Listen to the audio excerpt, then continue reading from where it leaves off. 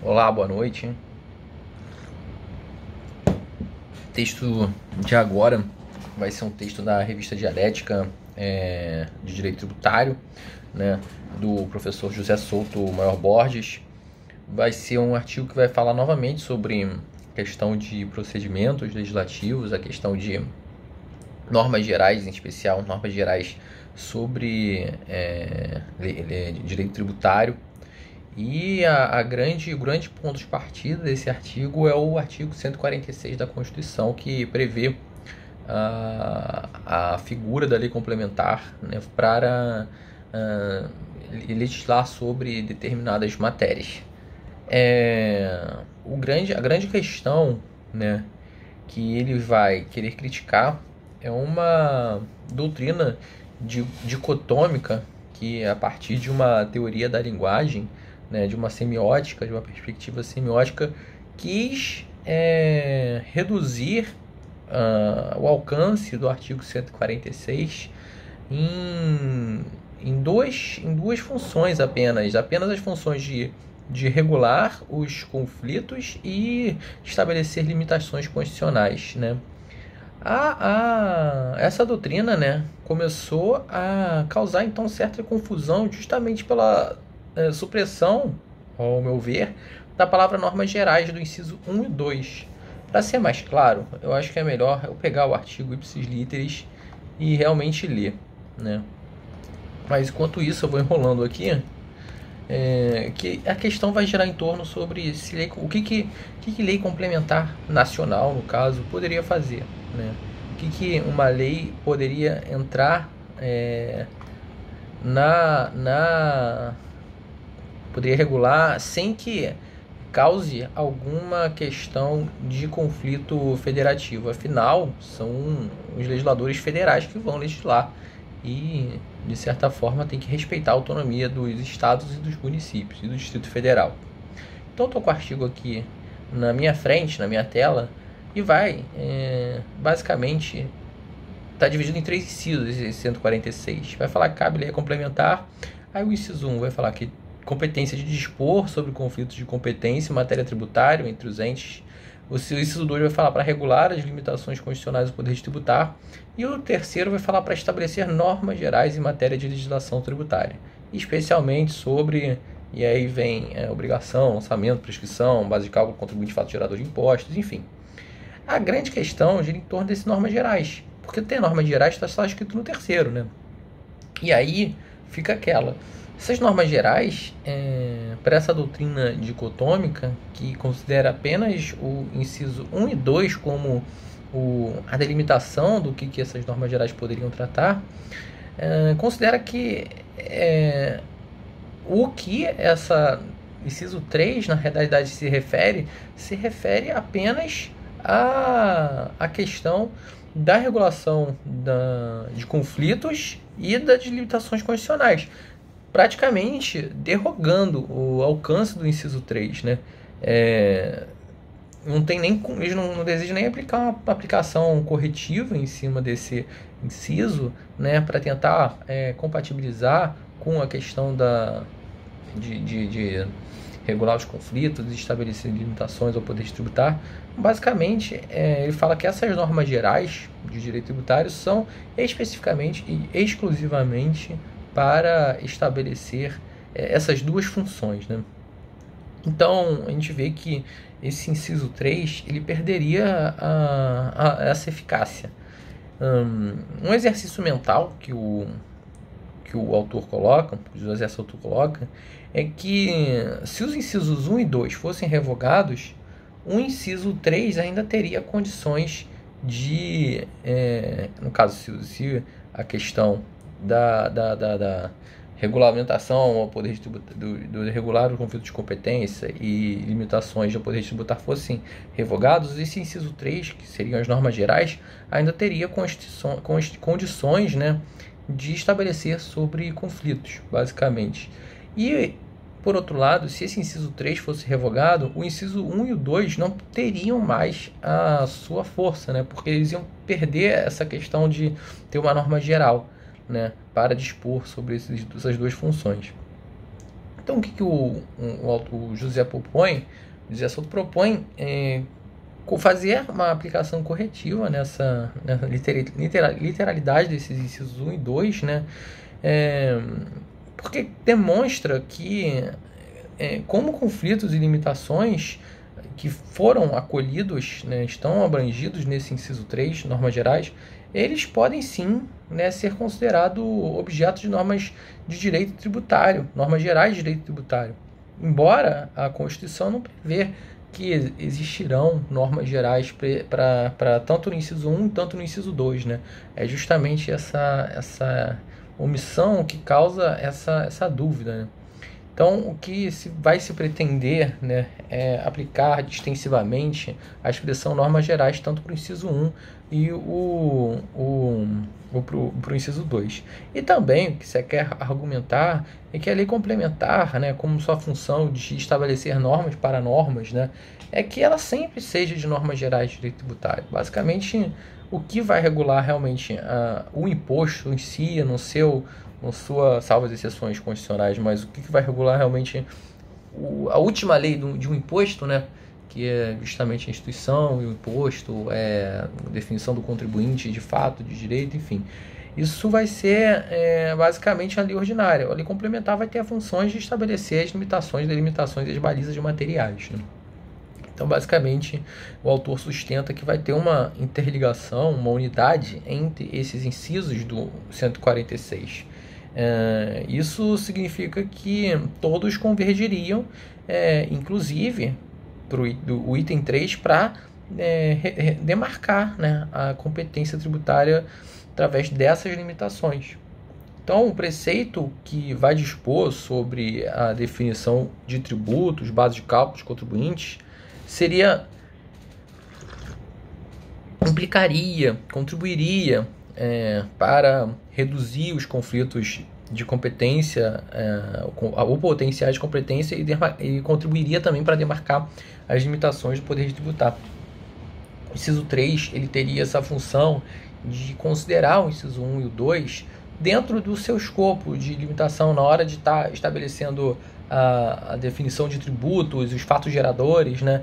Ele estaria, né, por exemplo, contribuindo para essa norma geral, estaria contribuindo de fato para reduzir, né, os conflitos de competência. Por exemplo, quando uma norma geral do ISS 116 define que um imposto determinado fato gerador, por exemplo, hotelaria, né? Se o hotel estiver incluso na diária, se a refeição estiver incluso na diária, vai ser ISS. Se a refeição não estiver incluso na diária, vai ser ICMS para a refeição e ISS para a prestação do serviço de hotelaria. Então vejam que o que ele vai ser sustentar é que essa norma geral do inciso 3, apesar dela não encontrar o seu fundamento direto no inciso 1 e no inciso 2, e aqui eu repiso, regular, dispor sobre conflitos de competência e regular as limitações constitucionais de poder tributar, ainda que ela não esteja diretamente puxando o fundamento disso, pelo contrário, vai puxar o fundamento do inciso 3, ela vai estar contribuindo, né, para erradicar os conflitos de competência em matéria tributária entre os estados e municípios, por exemplo. E então, esses incisos estariam sim interligados. E esses conflitos e limitações, o autor coloca que eles são potencialmente pré-escolhidos pela predefinição dos tributos do CTN. É um exemplo de quanto que essa norma geral, no caso o CTN foi instituído antes, mas ele encontra seu fundamento autorizativo na Constituição, porque ele é uma norma geral, afinal das contas. Então, ele encontra então essa função no CTN de potencialmente pré-excluir as questões de conflitos e de competências. E também a gente percebe, vou até puxar aqui, o próprio CTN ele vai definir alguns critérios para conseguir imunidade, né? Deixa eu procurar aqui.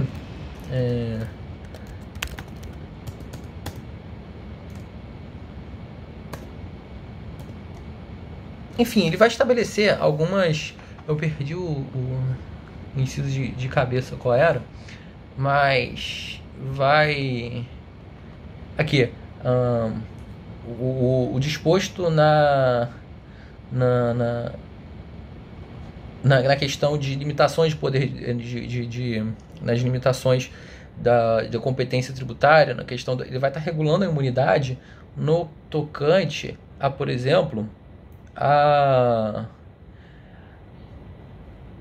cobrar imposto de patrimônio, renda ou serviços de partidos políticos, entidades sindicais,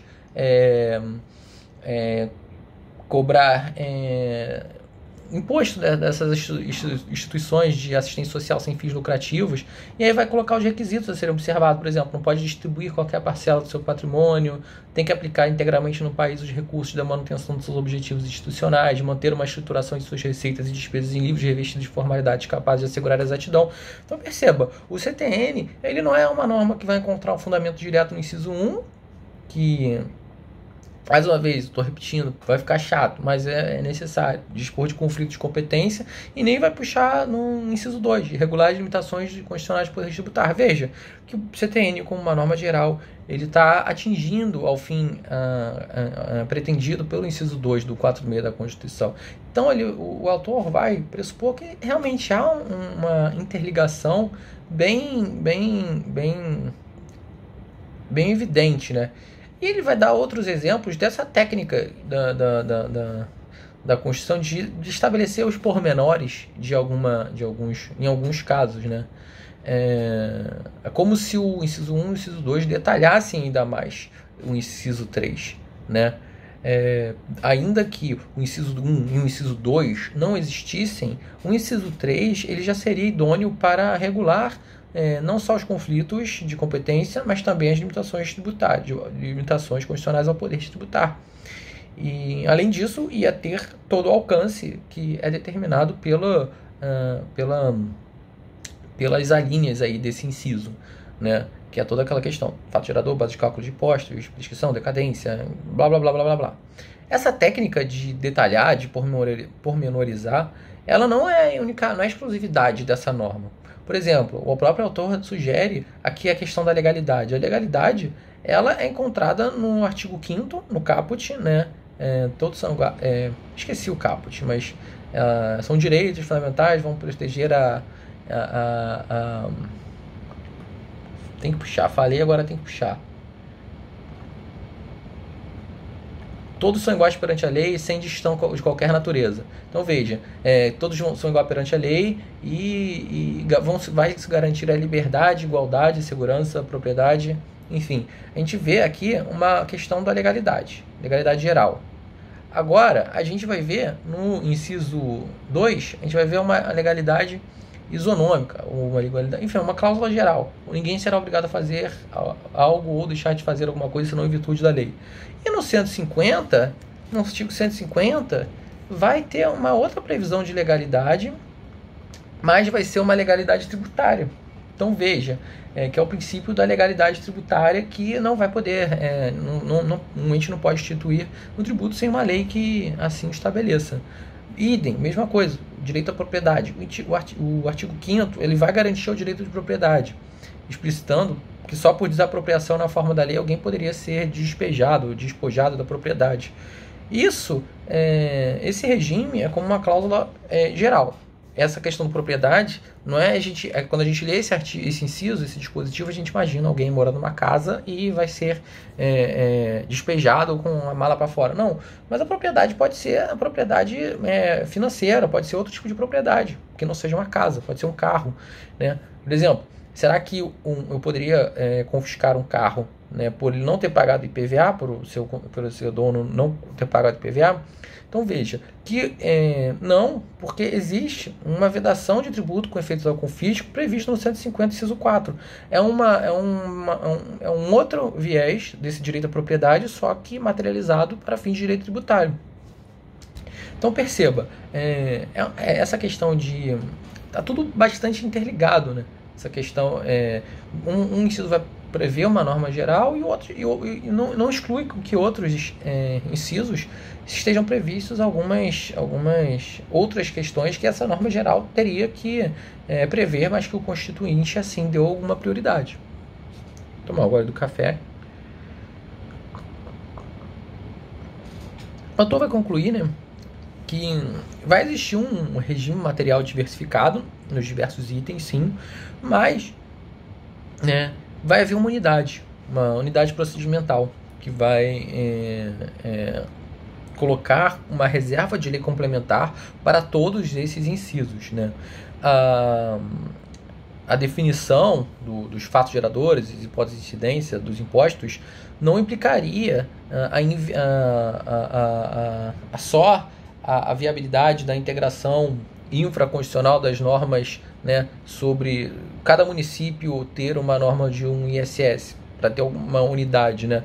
Isso também vai servir para alguma lei, pode servir também para limitar o poder de tributar, né? Alguma norma geral, ela vai cumprir essa função, vai estabelecer o fato gerador, vai definir, reduzir, dirimir esses conflitos de competência e também vai estabelecer limitações do poder de tributar, nada impede, né? Por exemplo, aqui dá um exemplo, lei integrativa que vai definir serviço por equiparação legal e estenda um regime jurídico de ISS de um serviço que não é serviço. Por exemplo, vai que alguma lei de algum município queira cobrar imposto sobre serviço sobre o aluguel. Ele não poderia, porque isso seria uma limitação ao poder de tributar, porque isso não é serviço, né? Então veja que a própria norma geral 116, Lei Complementar 116, que fala sobre os serviços, ela vai trazer essa limitação, não obstante, traga também as previsões de fatos geradores. Isso vai dar uma unidade, né? Além de tentar estabelecer, de dirimir conflitos de competência entre município e Estado, definindo o que pode ser tributado pelo ISS e o que pode ser tributado pelo ICMS. Afinal, o ICMS também é um tributo sobre serviços, né? É um tributo com uma ampla base tributável. Então, basicamente é isso. O texto ele vai falar sobre outras coisas, por exemplo, a questão do CTN. CTN é uma lei complementar? Não, ele vai defender que isso não é apenas uma lei que foi recepcionada como lei complementar. Vai haver outras questões também sobre competências suplementares, complementares, enfim, dos estados, do município, mas perante a União tem a competência de estabelecer normas gerais. Mas assim, o eixo aqui do texto é essa concepção de que o inciso 3 ele não se restringe apenas a ter que, de uma forma direta, estar dispondo as normas gerais apenas sobre as questões do inciso 1 e 2, do dispor sobre conflitos de competência e regular de limitações de poder tributar. Não, ele é um pouco mais amplo, mas nada impede. E geralmente o que acontece é que essas normas gerais elas sempre vão estar contribuindo, convergindo de alguma forma para atender a finalidade do inciso 1 e do inciso 2. Então veja que há uma unidade nesses incisos do 146. Finalizo aqui.